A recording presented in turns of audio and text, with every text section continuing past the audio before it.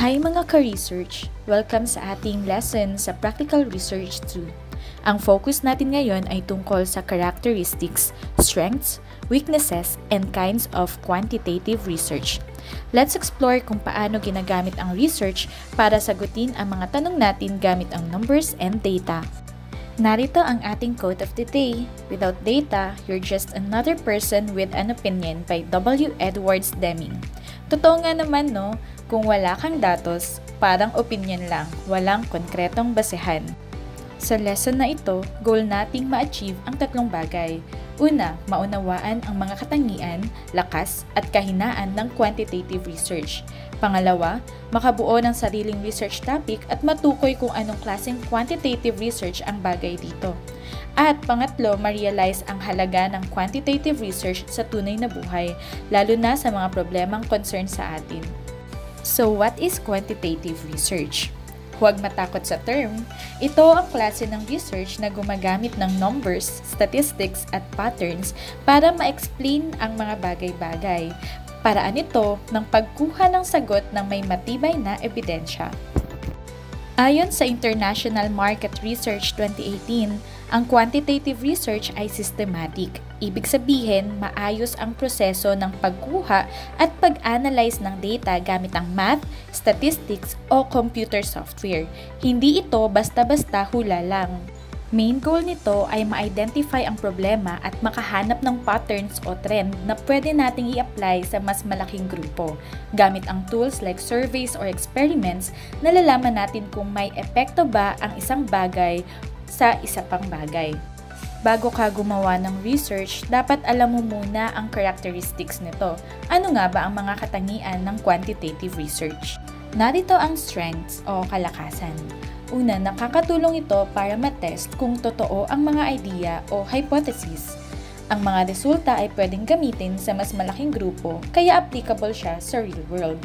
Dahil objective ang data, mas reliable ito sa mga decision maker. Madali ring gamitin ang mga tools like survey forms, Google Forms, or statistical software, kaya mabilis ang proseso. Pero, minsan hindi perfect ang quantitative research. Minsan masyado siyang general at hindi niya nasasama ang konteksto ng local na karanasan. Dahil nakafocus ito sa theory, minsan hindi napapansin ang ibang insights. At dahil lahat nakabase sa numbers, kulang sa lalim ng explanation kung bakit ganoon ang nangyayari. Let's move on. Pagdating sa approach ng quantitative research, may dalawang main kinds. Una, experimental at non-experimental. For better understanding, let's break them down. Kapag sinabing experimental research, may ginagawa kang pagbabago or intervention. Ibig sabihin, ikaw bilang researcher ay may kinokontrol o binabago na variable. Usually, tinatawag itong independent variable. Ang goal mo dito ay makita kung may magiging epekto ito sa ibang variable na tinatawag namang dependent variable. Kadalasan may dalawang grupong involved. Experimental group, sila yung binibigyan ng bagong treatment or approach. Control group, sila naman yung gumagamit ng usual or dating method. Halimbawa, Group A, gumamit ng bagong learning application sa pag-aaral. Group B ay gumamit ng dating method which is notes or lectures lang. After a quiz or test, ikukumpara mo ang scores nila para makita kung effective ba yung bagong app. Dahil ikaw ang may control sa sitwasyon, pwede mong sabihin kung ano ang possible cause ng improvement or pagbabago. While on non-experimental research, wala kang ginagawang intervention. As a researcher, hindi ka nakikialam o nagbabago ng kahit ano. Ang role mo lang ay mag-observe, mag-measure at mag-record ng kung ano na ang existing na sitwasyon. Ibig sabihin, nagko-collect ka lang ng data sa natural setting. Tapos, i-analyze mo ito based sa patterns or trends. Halimbawa, nagsagawa ka ng survey kung ilang oras natutulog ang mga students kada gabi. Wala kang binago, wala kang kinontrol. Kumuha ka lang ng sagot, inorganize mo ang data, at tinignan mo kung ano ang lumabas sa results. Ito ay useful kung gusto mo lang i-describe kung ano ang nangyayari o kung gusto mo lang alamin kung may relasyon ba ang dalawang bagay. Pero hindi mo masasabing isa ang cause ng isa. So let's compare them quickly. Sa experimental, may binabago ka. Halimbawa, bagong strategy, tool, or method. Sa non-experimental, wala kang binabago. Observe ka lang. Kaya tandaan, kung gusto mong alamin ang cause and effect, experimental ang gamit. Kung gusto mo namang mag-observe at mag-describe ka lang, non-experimental ang bagay para dito. Kung gumagawa kayo ng sarili nyong research, tanungin nyo sarili nyo, mag-i-introduce ba kami ng bagong method?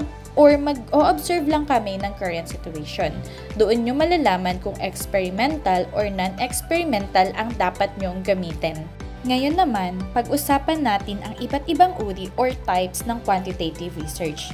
Ready na? Let's start with true experimental versus quasi-experimental at pre-experimental. Sa true experimental, may random selection.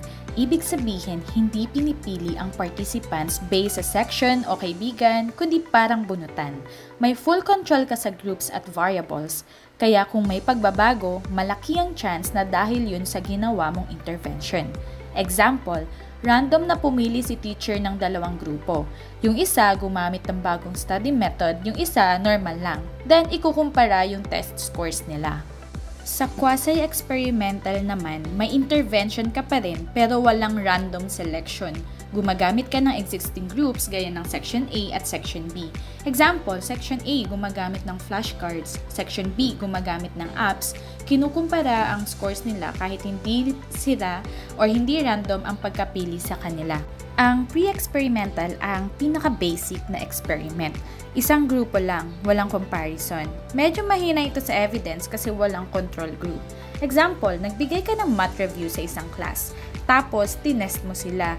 Wala kang ibang group na pinag-compare. Next, ito naman yung tatlong non-experimental types: descriptive, correlational, and evaluative. Ang descriptive research ay naglalarawan lang ng kung ano ang nangyayari. Hindi niya sinasabi kung bakit. Example, survey kung ilang oras ginagamit ng students ang social media araw-araw. Sa correlational naman, tinitignan kung may ugnayan o relasyon ang dalawang bagay, pero hindi ibig sabihin na ang isa ang dahilan ng isa. Example, kung maagang natutulog ang estudyante, mataas ba ang grades niya? Pwede silang magkaugnay pero hindi directly cause and effect. Sa evaluative research, sinusukat naman ito kung effective or successful ang isang programa or activity. Example, may feeding program ba sa school?